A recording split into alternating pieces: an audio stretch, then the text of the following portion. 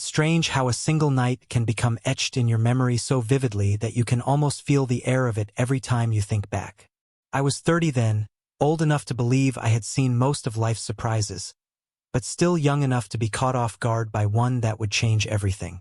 The street outside my house was unusually quiet that evening. It was summer, but the kind of summer night when the breeze decides to be merciful, cool, steady, carrying with it the faint scent of wet earth from a light drizzle earlier. I'd stepped out for some fresh air, leaning against the gate of my house, letting my mind wander nowhere in particular. That's when I saw him, my neighbor. I had known of him for a while, in that casual way neighbors know each other. Passing nods, polite smiles, the occasional wave. He was 25, lean but strong, with that youthful restlessness that seemed to radiate from the way he moved. Tonight, though, there was something different in the way he looked at me. Not just acknowledgement, but curiosity. He approached slowly, his steps unhurried but deliberate, as if he was weighing each one before taking it. The dim yellow light from the street lamp caught in his hair, highlighting soft edges and throwing shadows across his face. My heart did something I hadn't expected. It stuttered, like it was surprised too. "Out for some air?" he asked, his voice low enough that I had to lean in a little to catch it. I nodded. "Couldn't sleep." He gave a faint smile, one corner of his mouth lifting more than the other. "Me neither." We stood there, barely a few feet apart, speaking quietly at first, about nothing and everything. His words were casual, but there was a tension in the air, subtle but undeniable, like a quiet hum between us. Every time our eyes met, I felt the air grow heavier. The night seemed to wrap around us, the world beyond the two of us fading. The hum of the distant city, the occasional bark of a stray dog, the cool wind brushing against my skin. It all felt like background to this small, unplanned moment. And then, "Arif!" A deep voice called out from somewhere behind him, his father's voice. I saw his shoulders stiffen for a split second. He turned his head toward the sound, then looked back at me, and in his eyes I caught the briefest flicker of frustration, almost apology. "That's my dad," he said under his breath, like he didn't want the moment to be broken even as it already was. I gave him a small nod. "Go. We'll talk later." He hesitated, not long enough for his father to come searching, but just enough for me to know he didn't want to leave. Then, with a quiet sigh, he stepped back, gave me one last look, and walked away toward his house. I stayed there, hands in my pockets, watching him disappear into the dim light. It was ridiculous how quickly the space between us felt too large, the air too still. The quiet that followed wasn't the comfortable kind anymore. It was the kind that makes you notice how alone you suddenly feel. Part of me wanted to write the whole thing off, just a passing moment, a conversation under a street lamp on a restless night. But there was something about the way he'd looked back at me before walking away, like he was making a silent promise. And I realized, standing there in the cool summer air, that this wasn't going to be the last time our paths crossed in a way that mattered. No, this was only the first page of something neither of us had planned for. And I, for reasons I didn't yet understand, was already looking forward to the next. The next morning, life went on as it always did. The sun was already bright when I stepped outside, its warmth pressing down on the sleepy street. A milkman passed by on his bicycle, the jingling of glass bottles echoing in the stillness. A group of children chased each other in front of the corner shop, their laughter breaking the monotony of the quiet lane. I wasn't looking for him, not exactly, but I'd be lying if I said I didn't notice every small sound, every shadow that might have been him. The memory of last night lingered, like a song that plays in the background of your thoughts no matter how much you try to focus on something else. It was around mid-morning when I finally saw him. I had stepped out to check the mailbox when he appeared from the side of his house, wearing a simple white t-shirt and dark jeans. His hair was still damp, like he'd just taken a shower. There was an ease in his stride, but when his eyes met mine, I caught the flicker of something purpose. "Morning," he said casually, as though we just bumped into each other by chance. "Morning," I replied, keeping my voice neutral, though my chest felt strangely tight. He took a step closer, lowering his voice just enough that it felt like a secret meant only for me. Tonight, 9 o'clock. I frowned slightly. 9 o'clock. He nodded once, the corners of his lips twitching into the smallest of smiles. I'll be waiting. And just like that, he turned and walked away without offering an explanation. It was such a simple exchange, but it left me standing there with my thoughts spinning. Why 9? Why tell me like that? Half a challenge, half a promise. The rest of the day seemed to stretch endlessly. I tried to go about my usual routine, making coffee, sorting through emails, stepping out for groceries. But each task felt like a distraction I wasn't fully invested in. My mind kept wandering back to his voice, the certainty in it, the way he didn't linger to explain himself. By afternoon, I caught myself checking the clock far too often. 6 hours, then 4, then 2. With each passing minute, my curiosity deepened into something more. A pull I couldn't quite name. The weather seemed to join in on the suspense. By evening, the breeze had picked up again, carrying with it the scent of distant rain. The sky was darkening earlier than usual, heavy clouds gathering overhead, as if the night itself was hurrying to arrive. By 8 o'clock, I was restless. I kept moving around my house, pretending to tidy things, checking my phone for no reason. I even stood at the window for a while, watching the dim street below, wondering if he was doing the same. At exactly 8:30, I decided I couldn't just sit there anymore. I got ready without really thinking about it. Pulled on a jacket even though it wasn't cold, ran a hand through my hair, and stepped out into the night. The street was quiet, the kind of quiet that carries every small sound. A dog barking far away, the faint hum of a passing motorcycle. The street lamp near his house buzzed faintly, throwing a pale circle of light onto the pavement. I walked slowly, as if I had all the time in the world, though my heart was already racing.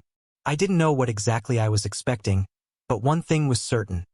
I had never looked forward to 9 o'clock the way I did that night.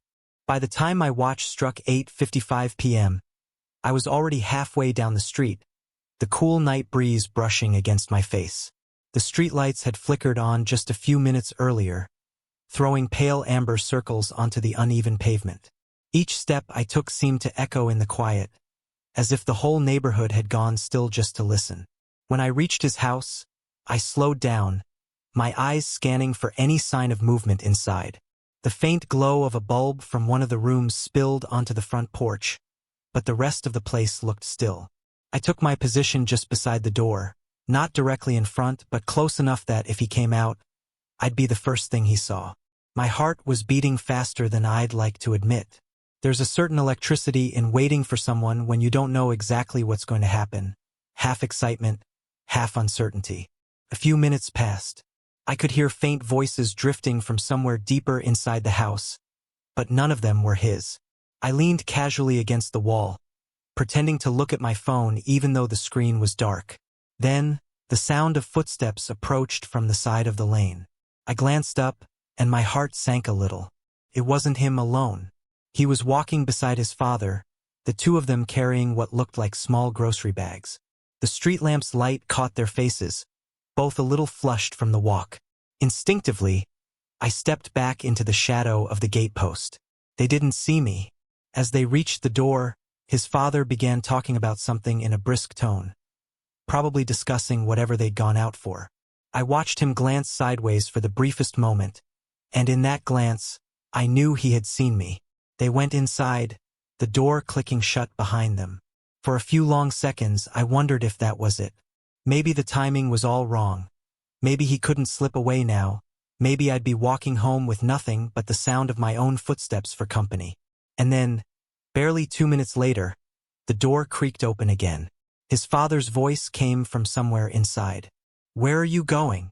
"Just need to take care of something real quick," he replied, his tone light and casual. "I'll be back in 10 minutes. 10 minutes. I knew he wasn't talking about anything in the world except coming to me. He stepped out, closing the door behind him quietly, and walked toward me with an ease that didn't match the rush I felt in my own pulse. "Sorry," he murmured as he reached me. "Had to go out with him. Couldn't avoid it." "It's fine," I said, though my voice betrayed just a hint of relief. But he didn't stop there. Instead of explaining further, he glanced down the street, as if making sure no one was watching, and then motioned for me to follow. We turned the corner, slipping into the darker side lane that ran along the back of the houses. That's when the real waiting began, because though we were now away from the obvious eyes, I could feel my own anticipation magnify. We slowed down, letting the moment stretch, neither of us rushing into words. I could hear the faint rustle of leaves overhead, the distant clink of dishes from someone's dinner table, the occasional bark of a stray dog far down the street. Minutes passed like that, just walking, each of us aware that the silence was full of things we weren't saying yet. I kept glancing at him out of the corner of my eye, catching small details.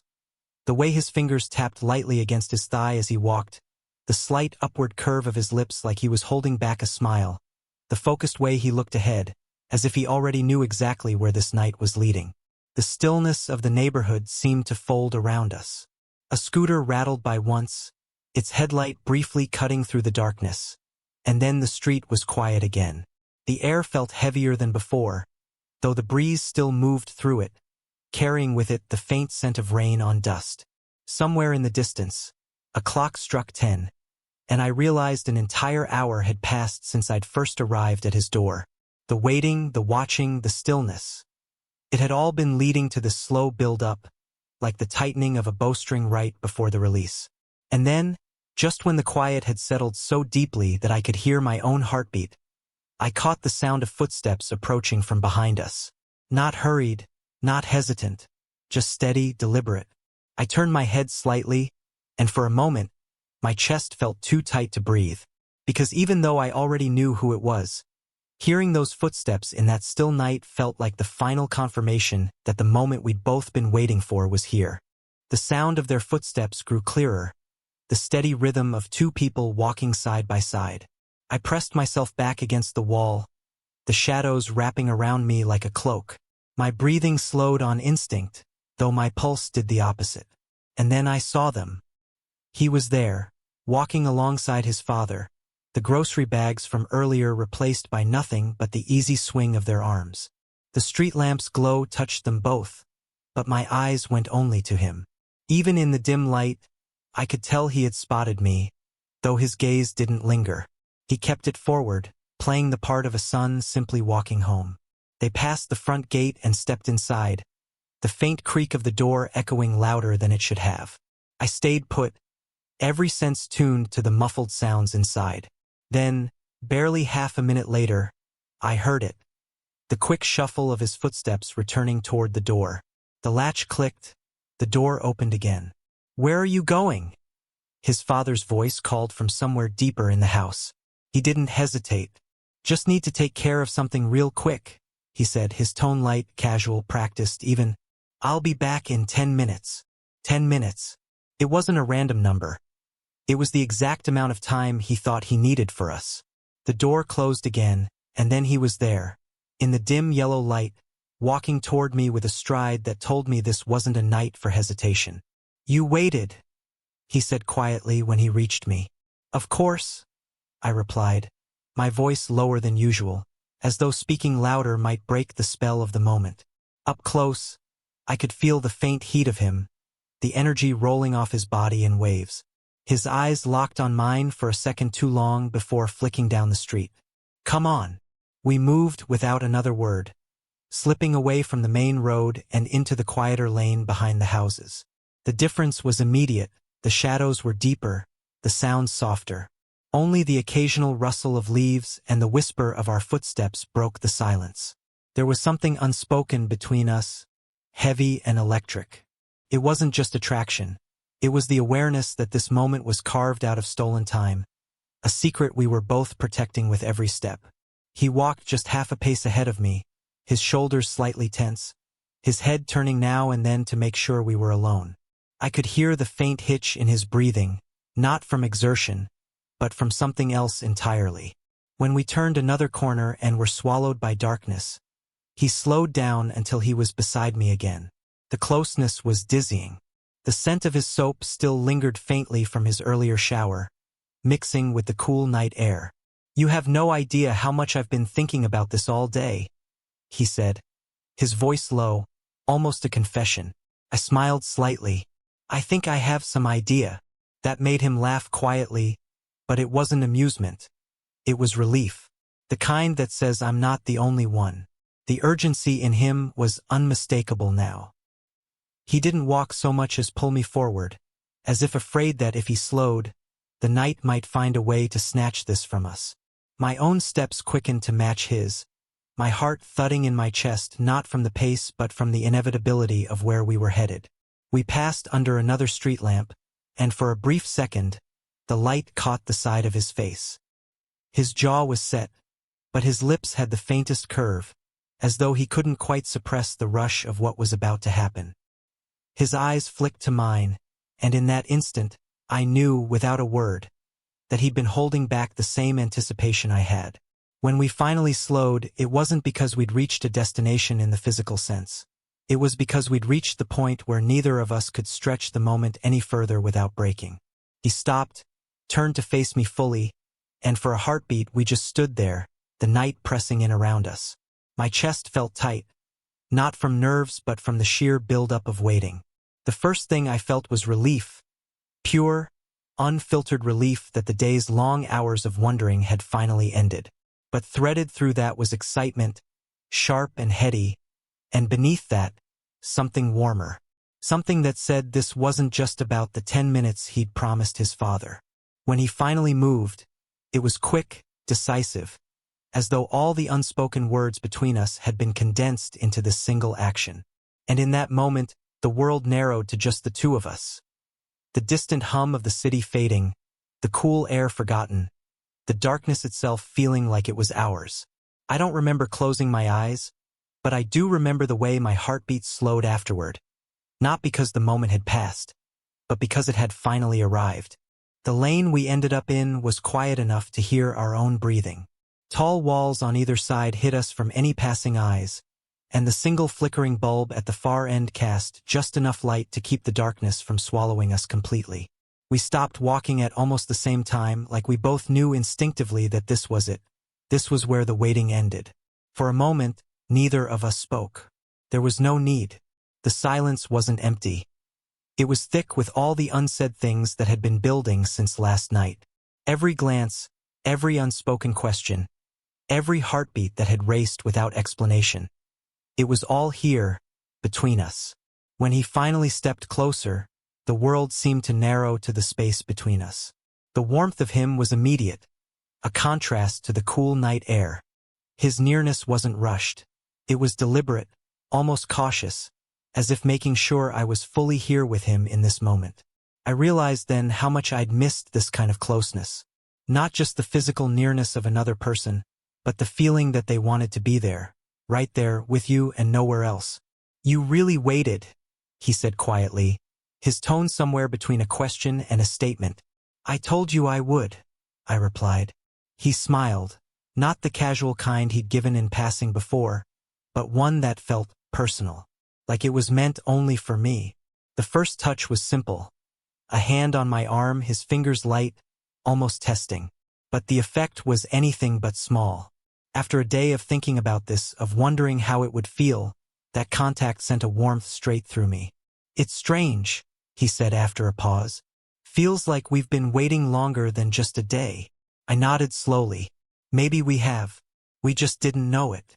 That earned me another smile, softer this time. He stepped closer again until the space between us was almost gone.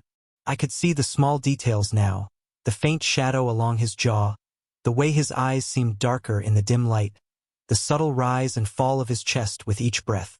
It struck me how natural it felt, standing there with him like this. There was no awkwardness, no fumbling for what to do next.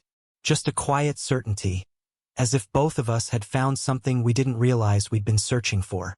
I don't know how long we stood like that, close enough for our voices to drop to a murmur, talking about everything and nothing. He told me about his day in pieces, about how he'd had to go out with his father, about how he kept thinking of how I might be waiting. I told him I'd almost left, and the way he shook his head made it clear he didn't like that thought one bit. "You shouldn't have to wonder," he said firmly. "If I say I'll come, I'll come. Something about the way he said it, steady, certain, settled deep inside me. Our hands found each other somewhere in that quiet. No dramatic gesture, just the slow, sure intertwining of fingers.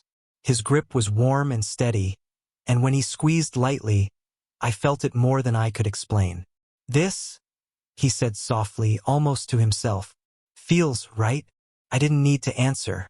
The quiet between us had already said it for me. We stayed like that, our words mixing with pauses that felt just as full as the sentences. Sometimes we'd fall into small laughter over nothing at all.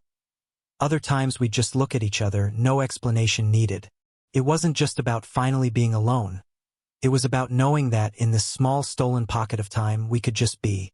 No interruptions. No roles to play. Just us. The minutes slipped by faster than I wanted them to. I could sense the weight of the 10 minutes he'd promised hanging in the back of his mind. But neither of us was ready to break the moment yet. When he finally spoke again, his voice was softer than before. I don't want this to be just tonight. I felt a quiet relief hearing him say what I'd been thinking. It doesn't have to be. That made him look at me in a way he hadn't before tonight. Not just with interest or curiosity, but with something steadier. A kind of trust. We both knew this wasn't just about attraction. If it were, the moment would have been over already, burned up in its own intensity. But instead, here we were, lingering, talking, holding on. Not because we couldn't let go, but because we didn't want to. Somewhere far off, I heard the faint sound of someone calling out, though the voice didn't carry clearly enough to be words. He glanced over his shoulder, then back at me with a reluctant sigh. I should go, he said, but he didn't move right away.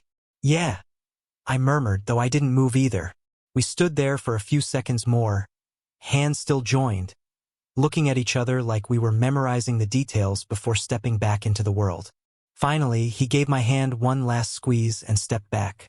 Tomorrow? He asked. Tomorrow, I confirmed. And with that, he turned and walked away, disappearing into the dim light at the far end of the lane. I stayed there for a moment longer, the warmth of his hand still lingering in mine, the quiet certainty in his voice still echoing in my head.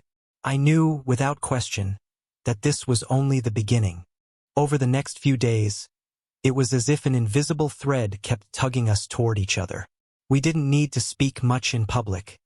Even the briefest glance carried the weight of that night. But behind closed doors, in those stolen moments, we became different versions of ourselves. Open, unguarded, and quietly devoted. It started with the smallest of plans. A quick text telling me he'd be passing by in 10 minutes, which really meant he wanted me to meet him halfway down the lane, where the dim streetlight flickered like it was keeping our secret. Sometimes it was just a few minutes, sometimes an hour. We'd stand close enough that our arms brushed, speaking in hushed tones about everything and nothing. I noticed things I hadn't before, how he tilted his head when he was listening, the way his eyes softened when he laughed, and how he would always try to stretch our time, even if it was just by a few seconds. He once brought me tea in a chipped mug from his own kitchen, whispering that it was still hot so I wouldn't burn my tongue. Another time, he slipped me a folded note instead of speaking, and when I opened it later, it just said, "Don't forget to eat today." It was silly, simple, but it stayed with me all day. We found ways to communicate without raising suspicion. A shirt hung on his balcony railing meant he was home alone. A certain light left on in his living room meant he was busy but thinking of me. And when neither of us could manage to meet, we'd still catch each other's eyes from across the street, holding that glance just long enough to feel it in the chest. It wasn't just about the moments of closeness anymore. We were building something between us, layer by layer, in quiet gestures and shared dreams. We'd talk about places we wanted to see, the kind of life we'd choose if we could disappear somewhere no one knew us. He told me once that he liked the sea, but not for swimming, for watching, because it made him feel small in a good way. I told him I liked early mornings, when the world still felt asleep. We promised that one day, we'd watch the sunrise over the ocean together. There was an unspoken care in everything we did. If it rained, he'd message me to stay inside. If I mentioned I was tired, he'd tell me to sleep early, even though he knew I wouldn't. And when we did meet, He had this habit of making sure I stood on the inside of the road, away from traffic, as if that one small act could shield me from everything else. One evening, I caught him staring at me when I wasn't talking. When I asked what he was thinking, he just smiled and said, "I didn't know I could miss someone even while they're right in front of me." I laughed it off, but the words stayed with me, echoing long after we parted. In those days, the world outside felt irrelevant. All that mattered was that we had found a rhythm, a way of being in each other's lives that was both hidden and profound. And no matter how careful we had to be, there was a certainty in my chest that what happened that night had been the start of something real, something we were both quietly, stubbornly holding on to. Months passed, and the careful balance we had once fought to maintain shifted into something steady, something sure. We no longer had to rely on hidden signals or stolen seconds. Now, when he saw me, his smile was open and unguarded. It wasn't just a flicker of recognition anymore. It was warmth, pride, and a quiet joy that showed in the way his eyes lit up. We had grown into each other's lives so naturally that I could no longer remember what it felt like before. The small acts of care had multiplied. Shared meals, evenings spent talking until the air grew cool, moments where words weren't even necessary. Even in silence, the space between us felt alive. One evening, we found ourselves on his rooftop just as the sun began to set. The city around us hummed softly, the sounds of distant traffic and the faint call of a vendor in the street below. The sky was brushed in warm shades of gold and rose, the kind of light that made everything feel softer. He sat beside me, our shoulders touching, our legs stretched out toward the edge. Neither of us spoke for a while. We didn't need to. The breeze lifted strands of my hair, and he reached over, tucking them gently behind my ear. It was such a small gesture, but it carried the same meaning it always had. "I'm here. I'm yours." I turned to look at him, and the expression on his face was one I would carry with me forever. Contentment, trust, and something deeper that words would only cheapen. We watched as the last sliver of sun dipped below the horizon, painting the sky in dusky blues. It wasn't a grand ending or a dramatic declaration, but it was ours, quiet, certain, and lasting. As I leaned my head on his shoulder, I realized that the night I had stood waiting by his door, heart racing with uncertainty, had been the night my life quietly shifted. I hadn't known it then, but that was the beginning of everything good that had followed. And now, months later, with the fading light wrapping around us, I knew one thing for certain. Waiting for him had been worth every second.